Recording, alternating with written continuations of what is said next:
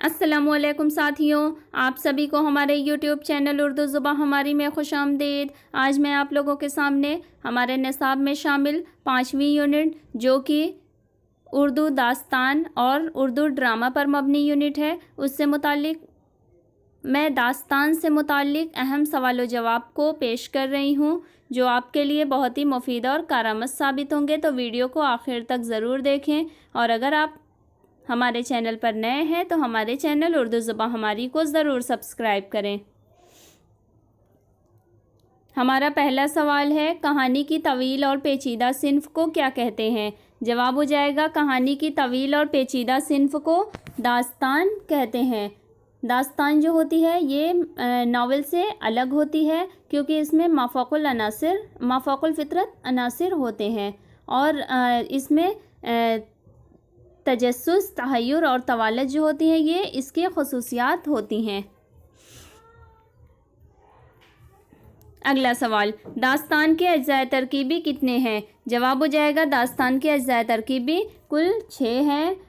पहला है इसमें तवालत, दूसरा प्लाट, तीसरा किरदार निगारी, चौथा होता है माफ़ौक़ुल फ़ितरत अनासिर, पाँचवा होता है मंज़र निगारी, और छठा होता है उसलूब निगारी। अगला सवाल है, दास्तान कहानी की तवील और पेचीदा और भारी भरकम सूरत है, ये कौल किसका है? जवाब हो जाएगा, ये कौल मशहूर नाक़िद कलीमुद्दीन अहमद का है। अगला सवाल है, उर्दू की पहली दास्तान कौन सी है? जवाब हो जाएगा, उर्दू की पहली दास्तान सबरस है, जो कि मुल्ला वजही की तसनीफ़ है।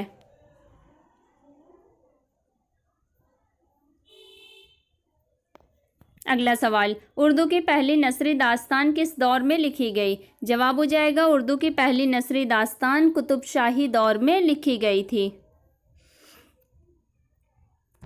अगला सवाल, शुमाली हिंद की पहली दास्तान कौन सी है? जवाब हो जाएगा, शुमाली हिंद की पहली दास्तान किस्सा महर अफरोज़ व दिलबर है।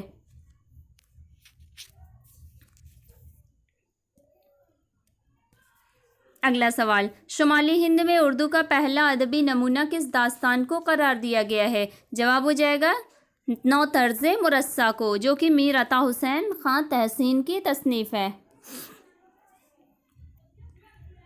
अगला सवाल है, दास्तान तराजी मंजुमला फ़नून सुख़न है, सच ये है कि दिल बहलाने के लिए अच्छा फ़न है। दास्तान के बारे में ये ख़याल किसका है? जवाब हो जाएगा, दास्तान के बारे में ये ख़याल मिर्ज़ा गालिब का है।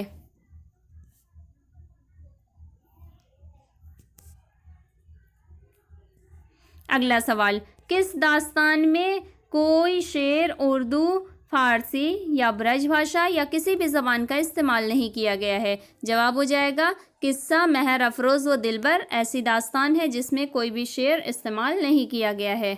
ये ईसवी खान की तसनीफ़ है।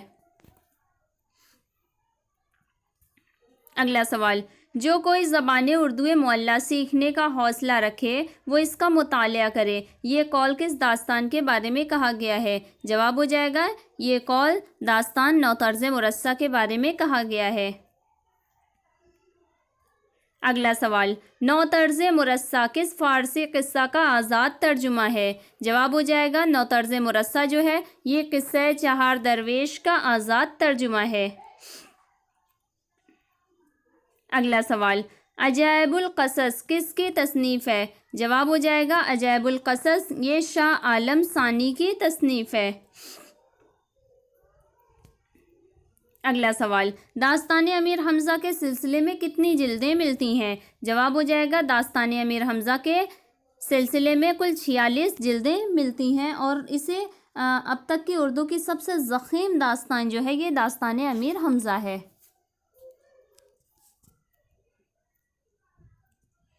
अगला सवाल, उर्दू में अदबी नस्र का पहला नमूना किस दास्तान को कहते हैं? जवाब हो जाएगा, उर्दू में अदबी नस्र का पहला नमूना दास्तान सबरस को कहते हैं, जो कि 1635 ईस्वी में तसनीफ़ हुई। सबरस जो है ये मुल्ला वजही की तसनीफ़ है। मुल्ला वजही 1566 में गोलकुंडा में पैदा हुए थे और इनकी वफ़ात 1659 में हुई थी। वजही ये मोहम्मद कुली कुतुब शाह के दरबार से वाबस्ता थे। अगला सवाल, वजीह ने कितने बादशाहों का ज़माना देखा था? जवाब हो जाएगा वजीह ने कुल 4 बादशाहों का ज़माना देखा था, जिनमें से पहला बादशाह इब्राहिम कुतुब शाह था, दूसरा मोहम्मद कुली कुतुब शाह, तीसरा मोहम्मद कुतुब शाह और चौथा अब्दुल्ला कुतुब शाह। इन 4 बादशाहों का ज़माना वजीह ने देखा था। अगला सवाल, सबरस ने वजही ने अपनी ज़बान को कौन सी ज़बान बताया है? जवाब हो जाएगा सबरस में वजही ने अपनी ज़बान को ज़बान हिंदुस्तान बताया है।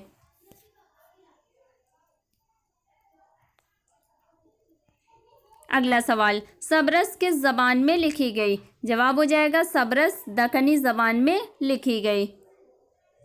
सबरस जो है ये अब्दुल्ला कुतुब शाह की फरमाइश पर लिखी गई थी और इसका उसलूब जो है ये रंगीन, मुरस्सा, मुसज्जा और मुकफ़्फ़ा है।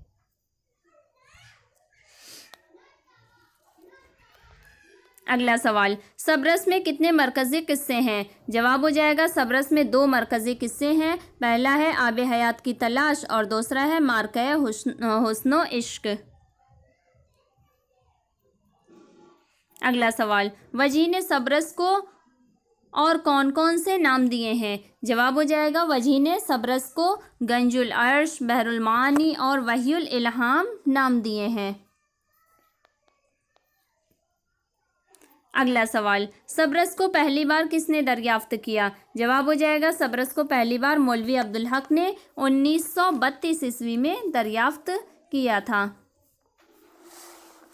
वजीह ने जो अपनी तसनीफ़ यानी दास्तान सबरस लिखी है, इसमें इन्होंने इश्क पर कुल 11 इंशाइये लिखे हैं।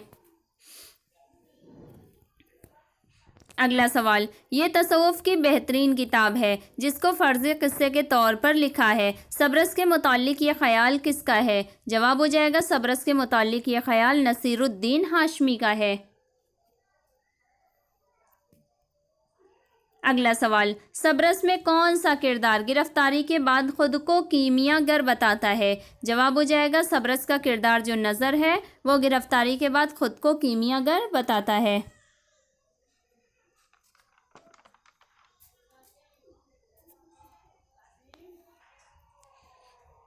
अगला सवाल, सबरस में कौन सा किरदार किला हिजरा में ज़िंदगी गुजारने के साथ वस्ले महबूब की भी दुआएं मांगता है? जवाब हो जाएगा सबरस का किरदार दिल जो है ये किला हिजरा में ज़िंदगी भी गुजारता है और साथ में वस्ले महबूब की दुआएं भी मांगता है। अगला सवाल, अक्ल नूर है, अक्ल की दौड़ बहुत दूर है, अक्ल है आदमी कहवाते, अक्ल है तो खुदा को पाते, अक्ल अच्छे तो तमीज़ करे, बुरा और भला जाने, अक्ल अच्छे तो आपस को और दूसरे को पहचाने, अक्ल ने मीर, अक्ल ने पीर, अक्ल ने बादशाह, अक्ल ने फ़कीर। ये इबारत किसकी लिखी हुई है? जवाब हो जाएगा ये इबारत मुल्ला वजही की लिखी हुई है। ये इबारत जो है ये दास्तान सबरस से अख़ज़ की गई है। अक्ल जो है ये दास्तान सबरस का एक किरदार है। अगला सवाल है, सबरस में छोटे बड़े कुल कितने किरदार हैं? जवाब हो जाएगा सबरस में छोटे बड़े कुल 76 किरदार हैं। अगला सवाल, सबरस में सबसे जानदार और मुतहर्रिक किरदार किसका है? जवाब हो जाएगा सबरस में सबसे जानदार और मुतहर्रिक किरदार जो है ये नज़र का है। अगला सवाल, शुमाली हिंद में उर्दू नस्र की कदीम तरीन किताब कौन सी है? जवाब हो जाएगा शुमाली हिंद में उर्दू नस्र की कदीम तरीन किताब जो है ये करबल कथा है। करबल कथा फजली की तसनीफ़ है। करबल कथा में इन्होंने 12 मजलिसें कुल लिखी हैं। अगला सवाल, करबल कथा कब और किसके अहद में तसनीफ़ हुई? जवाब हो जाएगा करबल कथा 1145 हिजरी मुताबिक 1732 ईस्वी में मोहम्मद शाह बादशाह के अहद में तसनीफ़ हुई। अगला सवाल, ख्वाजा अहमद फ़ारूकी ने करबल कथा के मुक़द्दमे में कितनी मजलिसें बताई हैं? जवाब हो जाएगा ख्वाजा अहमद फ़ारूकी ने करबल कथा के मुक़द्दमे में कुल 12 मजलिसें बताई हैं।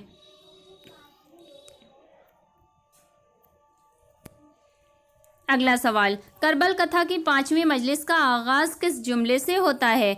जवाब हो जाएगा करबल कथा की 5वीं मजलिस का आगाज़ इस जुमले से होता है, रिवायाने अखबारात जागुदाज और नाकिलाने हिकायत पुरसोज़ व साज शहादत मुस्लिम इब्न अकील अलैहिस्सलात मन रब्बुल जलील यूँ बयान करते हैं। इस जुमले से सबरस की 5वीं मजलिस का आगाज़ होता है।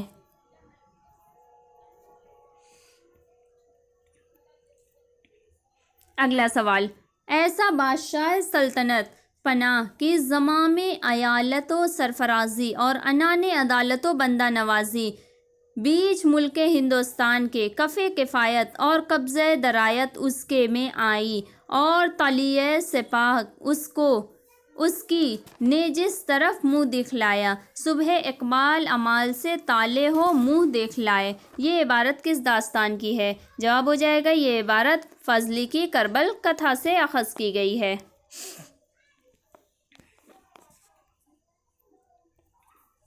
अगला सवाल, फजली की करबल कथा का ख़ात्मा कितनी फ़सलों पर मुश्तमिल है? जवाब हो जाएगा फजली की करबल कथा का ख़ात्मा जो है ये 5 फ़सलों पर मुश्तमिल है। अगला सवाल, उर्दू की मुख्तसर तरीन तबाज़ात नसरी दास्तान कौन सी है? जवाब हो जाएगा उर्दू की मुख्तसर तरीन तबाज़ात नसरी दास्तान रानी केतकी की कहानी है, जो कि 1803 ईस्वी में तसनीफ़ हुई। वाज़ेह की बाग़ो बहार जो कि मीर अमन की तसनीफ़ है वो 1802 में तसनीफ़ हुई थी, और ये इंशा अल्लाह खां इंशा की तसनीफ़ है, ये 1803 में तसनीफ़ हुई। इंशा जो है ये 1752 में मुर्शिदाबाद में पैदा हुए थे और इनका इंतकाल 1817 में हुआ था। इंशा 7 बरस की उम्र में लखनऊ चले गए थे और इंशा शेरगोई मतलब इब्तिदान ये शेरगोई किया करते थे और अपने वालिद से इस्लाह लिया करते थे। इंशा जो है ये नवाब सआदत अली ख़ान के मुसाहिब थे।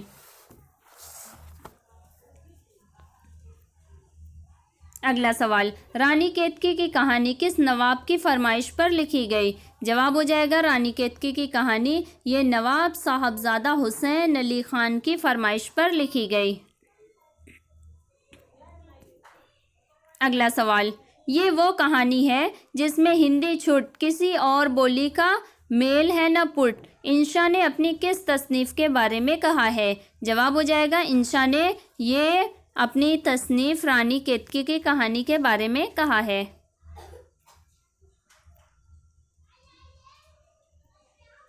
अगला सवाल, रानी केतकी की कहानी का अहम वस्फ़ क्या है?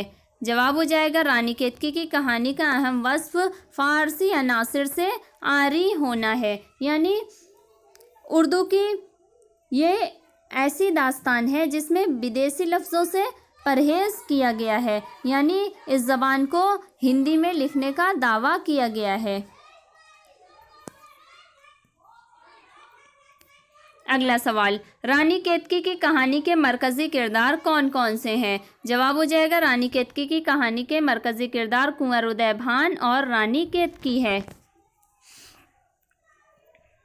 अगला सवाल, रानी केतकी की कहानी का सबसे बाहिम्मत जानदार और मुतहर्रिक किरदार कौन है? जवाब हो जाएगा सबसे बाहिम्मत जानदार और मुतहर्रिक किरदार मदन बान है, जो कि रानी केतकी की सहेली होती है।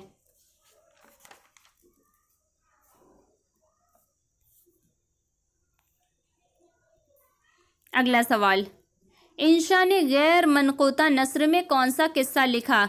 जवाब हो जाएगा इंशा ने गैर मनक़ूता नस्र में सिल्के गोहर नामी अपनी तसनीफ़ लिखी है।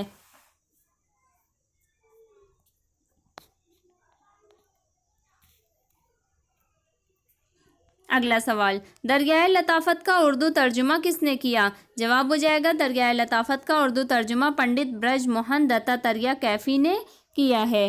दरियाए लताफ़त ये भी इंशा अल्लाह खां इंशा की तसनीफ़ है। इंशा ने उर्दू क़वायद पर मुश्तमिल ये किताब लिखी है, जो कि फ़ारसी में लिखी गई उर्दू क़वायद की पहली किताब है, लेकिन इसका तर्जुमा पंडित ब्रज मोहन दत्तात्रेय ने किया है। और दरियाए लताफ़त जो है ये एक सदफ़ के अलावा 7 जज़ीरों पर मुश्तमिल किताब है। और दरियाए लताफ़त ये नवाब सआदत अली ख़ां की फरमाइश पर लिखी गई थी कि जिनके मुसाहिब इंशा थे।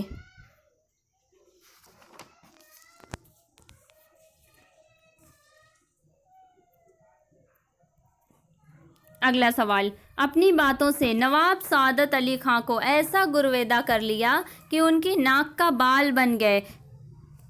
एहतशाम हुसैन ने ये बात किसके लिए कही है? जवाब हो जाएगा एहतशाम हुसैन ने ये बात इंशा अल्लाह खां इंशा के लिए कही है।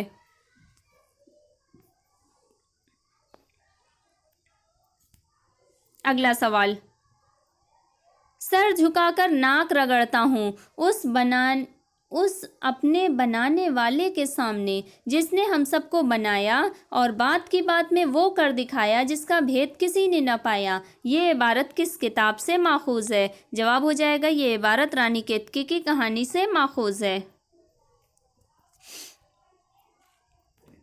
अगला सवाल, बागो बहार किसकी तसनीफ़ है? जवाब हो जाएगा बागो बहार ये मीर अमन की तसनीफ़ है। बागो बहार मीर अमन जो है ये 1732 में दिल्ली में पैदा हुए थे और इनका इंतकाल 1808 में कलकत्ता में हुआ था।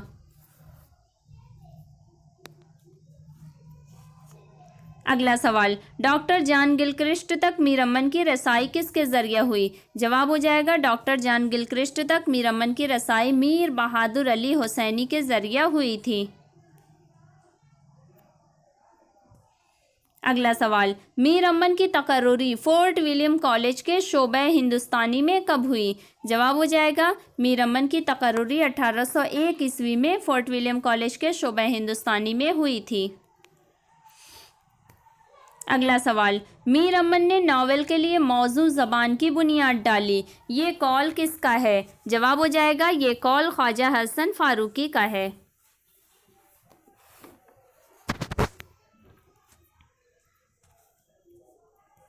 अगला सवाल, बागो बहार जदीद उर्दू नस्र का सहीफ़ा अव्वल है जिसे फोर्ट विलियम कॉलेज में जान गिलक्रिस्ट की निगरानी में लिखा गया। ये कॉल किसका है? जवाब हो जाएगा ये कॉल रशीद हसन खान का है। अगला सवाल, फोर्ट विलियम कॉलेज में लिखी गई तमाम किताबों में सबसे अहम और मशहूर व मारूफ किताब कौन सी है? जवाब हो जाएगा फोर्ट विलियम की लिखी गई तमाम किताबों में सबसे अहम और मशहूर व मारूफ किताब जो है ये बागो बहार है।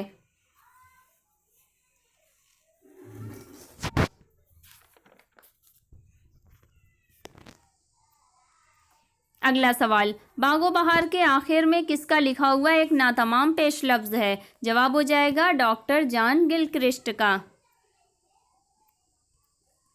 अगला सवाल, मीर अमन की बागो बहार उन तसनीफ़ात में से है जो एक बार पैदा होकर फिर नहीं मरती। ये कॉल किसका है? जवाब हो जाएगा ये कॉल सैयद एहतशाम हुसैन का है। अगला सवाल, कौन सी तसनीफ़ उसके मुसन्निफ़ की ज़िंदगी में ही अंग्रेज़ी में तर्जुमा हो गई थी? जवाब हो जाएगा बागो बहार जो मुसन्निफ़ के ज़िंदगी में ही यानी मीर अमन की ज़िंदगी में ही अंग्रेज़ी में तर्जुमा हो गई थी। अगला सवाल, बागो बहार का तर्जुमा और किन किन ज़बानों में हुआ? जवाब हो जाएगा बागो बहार का तर्जुमा फ़्रांसीसी, पुर्तगाली और लातीनी ज़बानों में हुआ।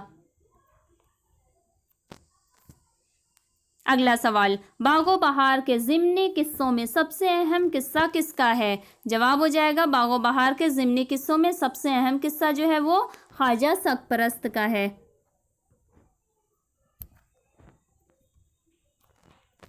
अगला सवाल, बागो बहार में कुल कितने मरकज़ी किस्से हैं? जवाब हो जाएगा बागो बहार में कुल 5 मरकज़ी किस्से हैं। अगला सवाल, बागो बहार में सादगी व पुरकारी बैक वक्त जमा है। ये ख्याल किसका है? जवाब हो जाएगा ये ख्याल कलीमुद्दीन अहमद का है।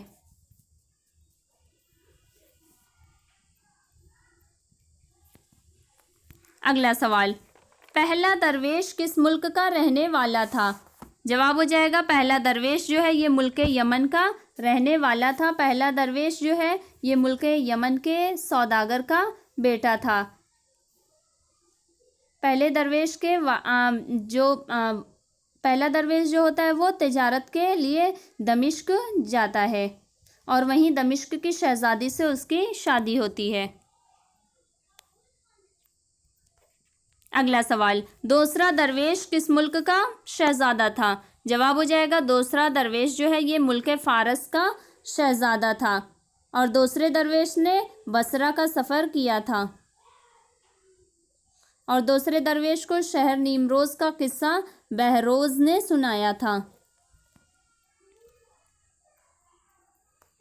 अगला सवाल, तीसरा दरवेश कहाँ के बादशाह का बेटा था? जवाब हो जाएगा तीसरा दरवेश जो है ये मुल्क अजम के बादशाह गार का बेटा था और तीसरे दरवेश ने मुल्क फ़रंग की सैर की थी। तीसरे दरवेश की शादी जो होती है वो फ़रंग की मलिका महर निगार से होती है।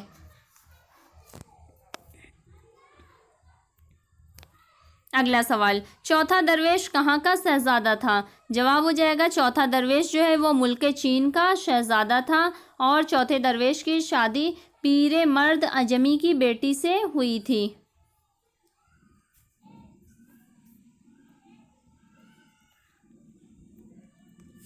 अगला सवाल, नौफिल बादशाह का जिक्र किस दास्तान में आया है? जवाब हो जाएगा नौफिल बादशाह का जिक्र ये दास्तान बागो बहार में आया है।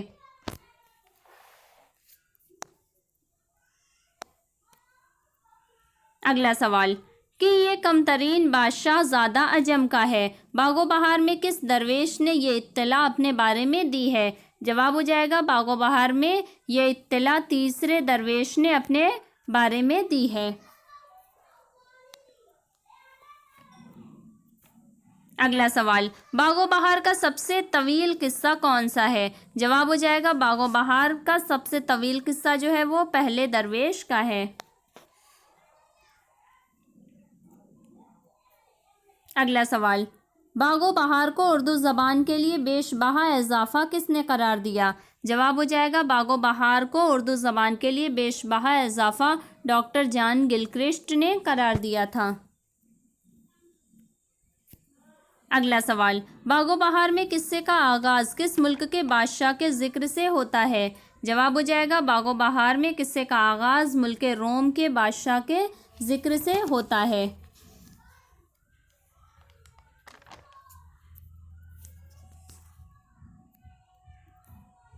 अगला सवाल, बागो बहार के पांचों किस्सों में सबसे छोटा किस्सा किस दरवेश का है? जवाब हो जाएगा बागो बहार के पांचों किस्सों में सबसे छोटा किस्सा जो है ये तीसरे दरवेश का है। अगला सवाल, बागो बहार का मरकज़ी किरदार कौन है? जवाब हो जाएगा बागो बहार का मरकज़ी किरदार बादशाह आज़ाद बख्त है जो कि मुल्क रोम का बादशाह होता है। अगला सवाल, बागो बहार उर्दू नस्र की पहली जिंदा किताब करार पाई, ये कौल किसका है? जवाब हो जाएगा ये कौल सैयद अब्दुल्ला का है।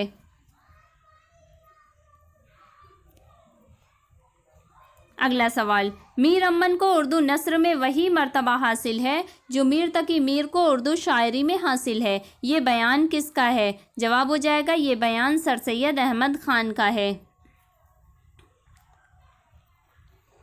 अगला सवाल, किस्सा हमारी बेसरोपाई का अब सुनो, टुक अपना ध्यान रख के मेरा हाल सब सुनो, किस वास्ते मैं आया हूँ या तक तबाह हो, सारा बयान करता हूँ उसका सबब सुनो।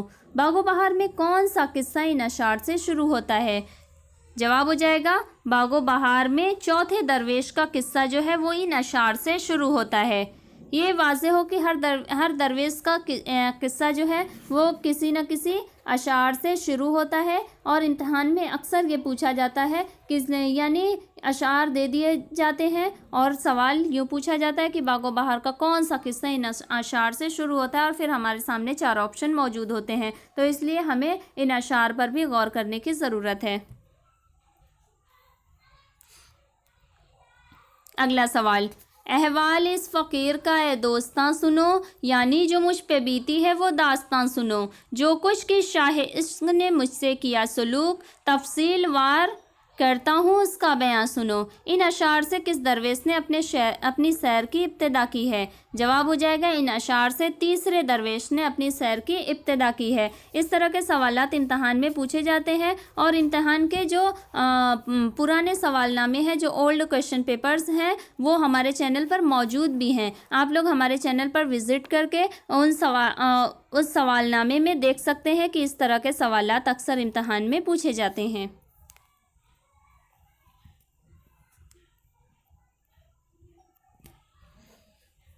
अगला सवाल, ये शरगुज़श्त मेरी ज़रा कान धर सुनो, मुझको फलक ने कर दिया ज़ेरो ज़बर सुनो। जो कुछ की पेश आई है शिद्दत मेरे ताईं, उसका बयान करता हूँ तुम सरबसर सुनो। इन अशार से किस दरवेश के किस्से की इब्तिदा होती है? जवाब हो जाएगा इन अशार से पहले दरवेश के किस्से की इब्तिदा होती है।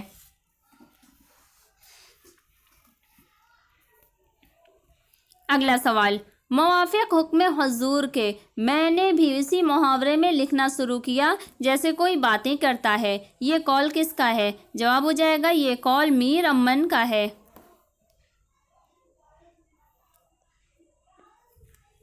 अगला सवाल, ऐ यारो इस फ़कीर का टुक माजरा सुनो, मैं इब्तिदा से कहता हूँ ता इंतहा सुनो। जिसका इलाज कर नहीं सकता कोई हकीम, हैगा हमारा दर्द निपट ला दवा सुनो।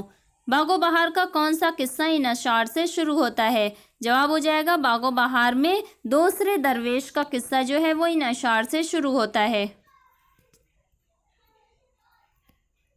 अगला सवाल, ए खुदा के बंदों और इस मकान के रहने वालों, मैं गरीब मुसाफिर हूँ, अगर अपने पास बुलाओ और रहने को जगह दो तो बड़ी बात है। ये इबारत बागो बहार के किस दरवेश की कहानी से माखूज है? जवाब हो जाएगा ये इबारत जो है ये सैर चौथे दरवेश की उससे अखज़ की गई है।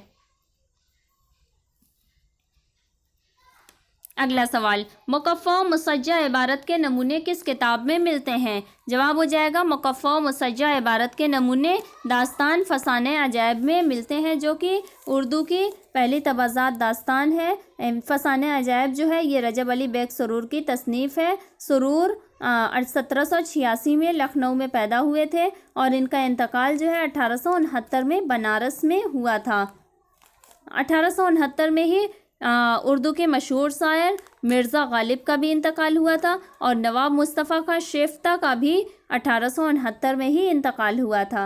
सुरूर की तालीम व तरबियत जो है वो दिल्ली में हुई थी। और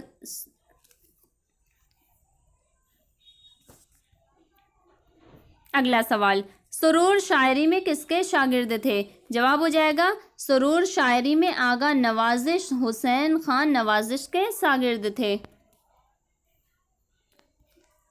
अगला सवाल, सुरूर को कब और किसने जिलावतन किया? जवाब हो जाएगा सुरूर को वाली अवध नवाब गाज़िउद्दीन हैदर ने एक कत्ल के इल्ज़ाम में 1824 ईस्वी में जिलावतन किया था और जिलावतनी के बाद सुरूर जो है वो कानपुर चले गए थे। अगला सवाल, सुरूर का कसूर माफ़ करके किसने लखनऊ आने की उन्हें इजाज़त दी थी? जवाब हो जाएगा सुरूर का कसूर माफ़ करके उन्हें लखनऊ आने की इजाज़त नसीरुद्दीन हैदर ने दी थी। अगला सवाल, सुरूर बनारस कब गए? जवाब हो जाएगा सुरूर 1859 में बनारस गए थे। अगला सवाल, सुरूर ने लखनऊ के आखिरी 4 नवाबों के हालात अपनी किस किताब में किस तसनीफ़ में कलमबंद किए हैं? जवाब हो जाएगा सुरूर ने लखनऊ के आखिरी 4 नवाबों के हालात अपनी तसनीफ़ फ़साने इबरत में कलमबंद किए हैं। सुरूर को नवाब वाजिद अली शाह ने अपने दरबारी शोरा में भी दाखिल किया था।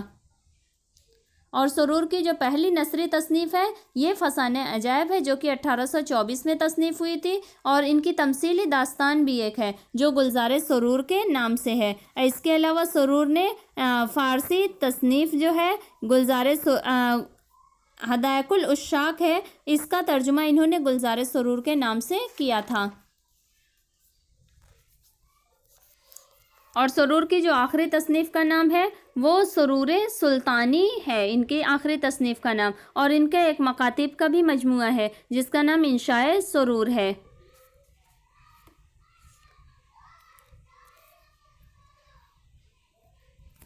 अगला सवाल, फसाने अजायब में किस शहर की तहजीब व माशरत पेश की गई है? जवाब हो जाएगा फसाने अजायब में लखनऊ शहर की तहजीब व माशरत पेश की गई है। अगला सवाल, सुरूर ने फसाने अजायब तसनीफ़ करते वक्त किन किन दास्तानों से इस्तेफ़ादा किया था? जवाब हो जाएगा सुरूर ने फसाने अजायब तसनीफ़ करते वक्त गुलशन नौबहार, बहार दानिश, पद्मावत, दास्तान अमीर हमज़ा और सहरुल बयान, जो कि मीर हसन की मशहूर व मारूफ तसनीफ़ है, मसनवी है, इससे इन सब तसानीफ़ से इन्होंने इस्तेफ़ादा किया था। सुरूर ने जो फसाने अजायब लिखी थी ये इन्होंने हकीम असद अली की फरमाइश पर लिखी थी। और ज़बान बयान के एतबार से देखा जाए तो फसाने अजायब इन्होंने नौ तर्ज़ मुरस्सा की, जो कि मीर अता हुसैन ख़ान तहसीन की तसनीफ़ है, इसकी तक़लीद में इन्होंने लिखी थी। और सुरूर ने जो फसाने अजायब लिखी थी ये इन्होंने बागो बहार के जवाब में लिखी थी। बागो बहार जो कि मीर अमन की मशहूर दास्तान है।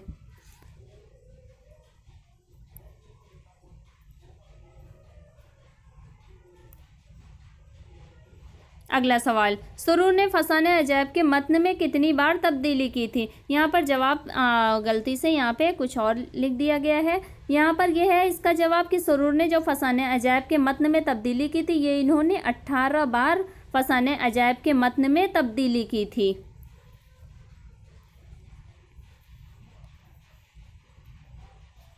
अगला सवाल, फसाने अजायब को और किन किन नामों से जाना जाता है? जवाब हो जाएगा फसाने अजायब को फसाने अजीब, किस्सा अंजुमन आरा, जाने आलम और किस्सा जाने आलम वगैरह के नाम से जाना जाता है। अगला सवाल, फ़िरोज़ बख्त कहाँ का बादशाह था? जवाब हो जाएगा फ़िरोज़ बख्त जो है ये मुल्क ख़तन का बादशाह था और जाने आलम उसका बेटा था, यानी मुल्क ख़तन का शहज़ादा था। और माहतलत भी जो है ये दास्तान फसाने अजायब का किरदार है। अगला सवाल, अंजुमन आरा का जिक्र जाने आलम के सामने किसने किया था? जवाब हो जाएगा अंजुमन आरा का जिक्र जाने आलम के सामने तोते ने किया था। एक बोलने वाला तोता होता है जिसने अंजुमन आरा का जिक्र किया था। अंजुमन आरा जो है ये मुल्क ज़रनिगार की शहज़ादी थी।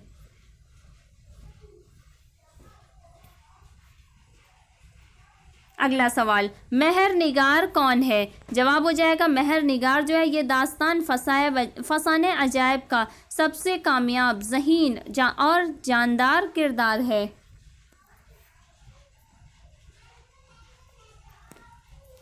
अगला सवाल, शहज़ादा अपनी रूह किस में मुंतकिल कर लेता है? जवाब हो जाएगा शहज़ादा अपनी रूह पहले, यानी शहज़ादा कौन, जाने आलम जो होता है वही, वो पहले अपनी रूह बंदर में मुंतकिल करता है और उसके बाद फिर तोते में। शहज़ादे को जो तब्दीली है रूह का, शहज़ादा जो होता है इसको रूह मुंतकिली का ये अमल जो है वो वज़ीरज़ादे को भी सिखाता है। अगला सवाल, फसाने अजायब में जादूगर का क्या नाम था? जवाब हो जाएगा फसाने अजायब में जादूगर का नाम शहपाल जादूगर था।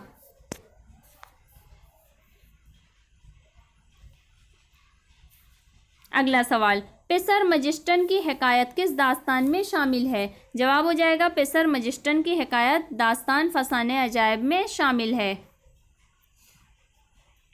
अगला सवाल, सुरूर की किस किताब पर गालिब ने पेश लफ्ज़ लिखा था? जवाब हो जाएगा सुरूर की किताब इंशाए सुरूर पर गालिब ने पेश लफ्ज़ लिखा था।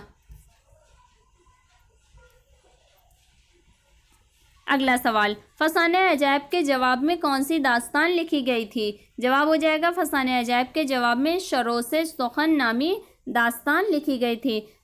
फसाने अजायब खुद मीर अमन की बागो बहार के जवाब में लिखी गई थी और इसके जवाब में सरोशे सुखन लिखी गई थी।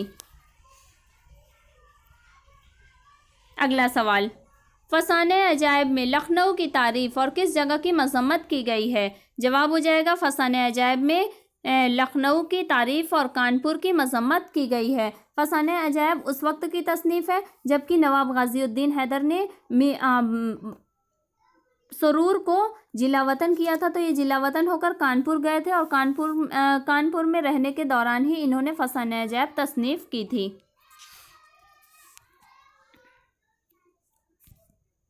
अगला सवाल, बोस्तान ख़याल किसकी तसनीफ़ है? जवाब हो जाएगा बोस्तान ख़याल जो है ये मीर मोहम्मद तकी ख़याल की तसनीफ़ है। बोस्तान ख़याल ये मोहम्मद शाह बादशाह के अहद में लिखी गई थी। अगला सवाल, दास्तान अमीर हमज़ा के जवाब में कौन सी दास्तान तसनीफ़ हुई? जवाब हो जाएगा दास्तान अमीर हमज़ा के जवाब में दास्तान बोस्तान ख़याल तसनीफ़ हुई। अगला सवाल, बोस्तान ख़याल किसकी फरमाइश पर लिखी गई? जवाब हो जाएगा बोस्तान ख़याल ये रशीदुद्दीन ख़ान की फरमाइश पर लिखी गई थी।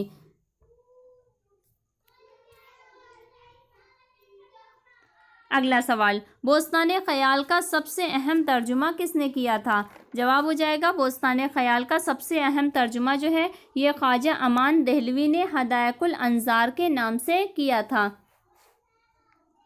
लखनऊ में भी बोस्तान ख़याल का तर्जुमा मिर्ज़ा मोहम्मद अस्करी ने मेहदी नामा के नाम से किया था।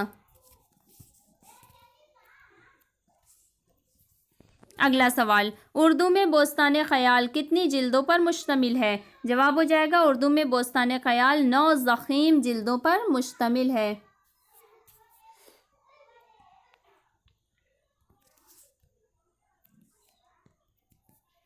अगला सवाल, बोस्तान ख़याल में दास्तान की इब्तिदा किसके अजदाद के बयान से होती है?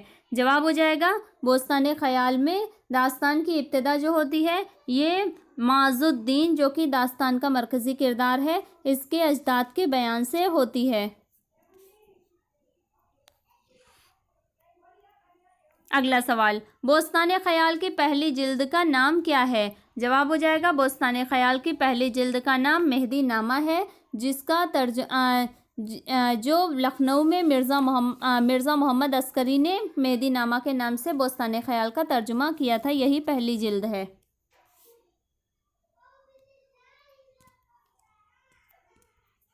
अगला सवाल, उर्दू के नसरी क़िस्सों में सबसे ज़्यादा फहश बयानी किस दास्तान में पेश की गई है? जवाब हो जाएगा दास्तान बोस्तान ख़याल में सबसे ज़्यादा फहश बयानी पेश की गई है।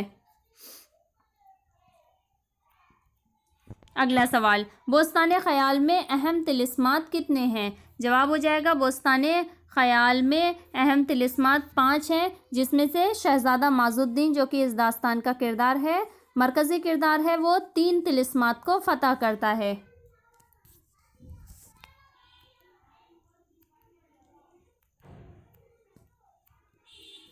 अगला सवाल, पांचों तिलिस्म में सबसे ज़्यादा दिलकश और दिलचस्प तिलिस्म कौन सा है? जवाब हो जाएगा पांचों तिलिस्म में सबसे ज़्यादा दिलकश और दिलचस्प तिलिस्म जो है वो तिलिस्म अजरामो अजसाम है।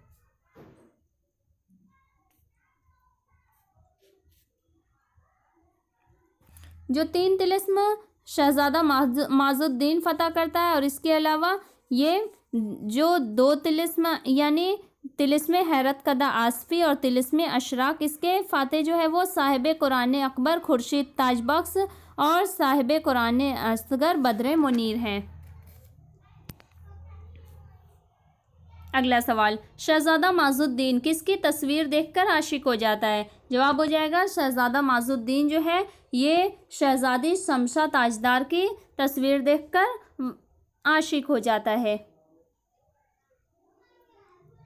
शहज़ादा माज़ुद्दीन को जो तिलिस्मात की दुनिया से वाकिफ़ कराते हैं वो हकीम किस्तासुल हिकमत होते हैं।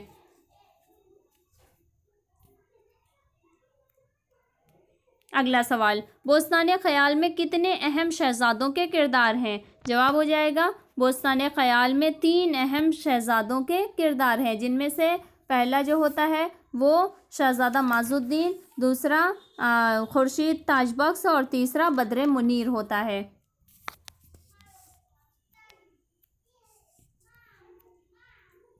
अगला सवाल, गालिब का दीबाचा बोस्तान ख़याल की किस जिल्द में शामिल है? जवाब हो जाएगा गालिब का दीबाचा जो है ये बोस्तान ख़याल की जिल्द हदायकुल अंज़ार में शामिल है।